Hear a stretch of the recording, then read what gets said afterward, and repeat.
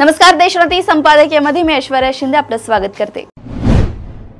कॅनडातील G7 शिखर परिषद अर्धवट सोडून अमेरिकेत परतलेल्या डोनाल्ड ट्रम्प यांनी इराणला बिनशर्त माघार घेण्याचे आवाहन केले। हा एक प्रकारे इशाराच होता। या इशाऱ्याला प्रत्युत्तर म्हणून इराणचे सर्वोच्च नेते अयातुल्ला खामेनी यांनी बुधवारी जारी केलेल्या निवेदनात आम्ही शरणागती पत्करणार नाही। जर अमेरिकेने सैन्याने इस्रायल सोबतच्या युद्धात हस्तक्षेप केला तर त्याचे वाईट परिणाम अमेरिकेला भोगावे लागतील। ज्यांना इराणचा इतिहास माहिती आहे त्यांना माहित आहे की इराण कोणाच्याही धमक्या ऐकत नाही। इस्रायलने मोठी चूक केली आहे आणि त्यासाठी त्यांना शिक्षा होईल।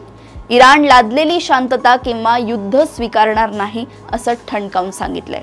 तत्पूर्वी मंगळवारी रात्री खामेनी यांनी इस्रायल विरोधात युद्ध सुरू झाल्याची अधिकृत घोषणा केली।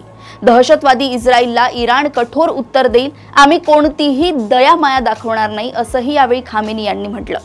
त्यानंतर इराणने इस्रायलवर 25 क्षेपणास्त्रे डागली। बुधवारी इराणने पुन्हा इस्रायलवर हल्ला केला। यावेळी इराणने प्रथमच हायपरसॉनिक क्षेपणास्त्रांचा वापर केला। इराणची अधिकृत युद्धाची घोषणा आणि ट्रम्प यांनी इराणला दिलेला निर्वाणीचा इशारा बघता हे युद्ध आता अधिक चिघळणार आणि अमेरिका त्यात सहभागी होणार हे जवळपास स्पष्ट झालंय। अमेरिका या युद्धात सक्रिय झाली तर कदाचित इराणच्या समर्थनार्थ चीन आणि रशिया पुढे येऊ शकतात। तसे झाले तर हे युद्ध केवळ पश्चिम आशियापुरते मर्यादित राहणार नाही तर संपूर्ण जगावरच या युद्धाचा परिणाम होईल। इस्रायल आणि अमेरिका हे दोन्ही देश इराणमध्ये सत्तापालट करू पाहत आहेत। खामेनी यांना हटवून आपल्या मर्जीचे सरकार इराणमध्ये आणण्याचा अमेरिकेचा विचार आहे। अर्थात हे साध्य करण्यासाठी या दोन्ही देशांना खूप मोठा लढा लढावा लागू शकतो। तो किती मोठा किंवा दीर्घकालीन असेल हे सांगता येणे कठीण आहे।